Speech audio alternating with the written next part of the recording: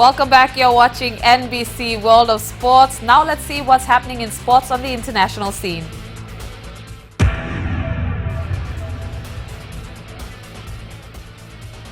The Gold Coast Suns have accused AFL great Lee Matthews of stabbing them in the back.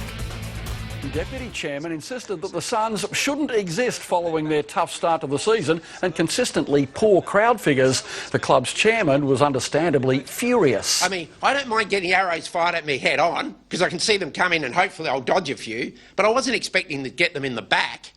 It's not an Indigenous game to 2 or 3 states, it's an Australian Indigenous game. Last time I looked, the Gold Coast was part of Australia, unless we've been cut off while I've been speaking.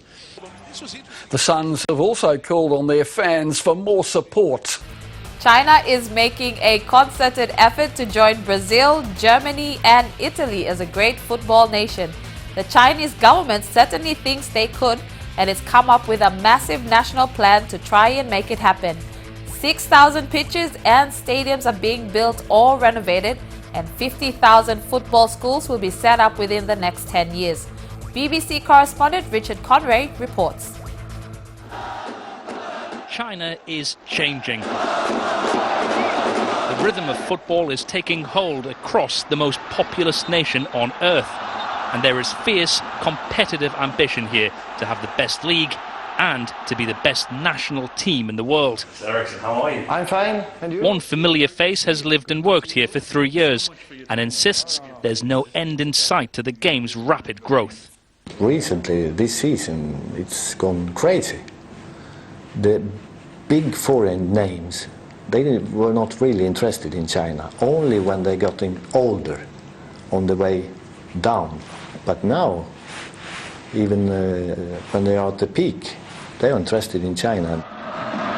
When Jiangsu Suning took Ramirez from Chelsea and Liverpool lost out on Brazilian striker Alex Teixeira earlier this year, they became the biggest spending Chinese club, and the world sat up and took notice.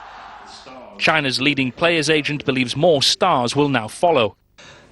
We had a saying like, okay, the only 2 players who are not coming to China in this window is Cristiano Ronaldo and Messi. So the other names, it's all highly possible. 2 hours drive east of Beijing lies the rural farming town of Pinggu. It's here that the president's plan is starting to take shape. It's home to Jinhaihu Elementary School, which lies in the shadow of China's Great Wall. These 6- and 7-year-olds are pioneers. They attend one of China's first designated football schools and provide a first glimpse of their president's vision of a footballing future. I just want them to practice walking around with the ball. The unlikely American forging a new path for the People's Republic is Tom Bayer. Having achieved cult status in Japan and contributing to their football development, he's been headhunted by their neighbours and rivals to deliver similar results. The economy surpassed Japan, so they're the number 2 economy. They're putting rockets up into space. I mean, everything's going good, but they can't beat countries like Thailand in a football match. If any country knows about manufacturing success, it's China. Everything appears to be in place, but they will need to be patient. It may take another generation before we see a World Cup victory made in China. We'll take a quick break and be back with our play of the day. Stay tuned. You're watching NBC World of Sports.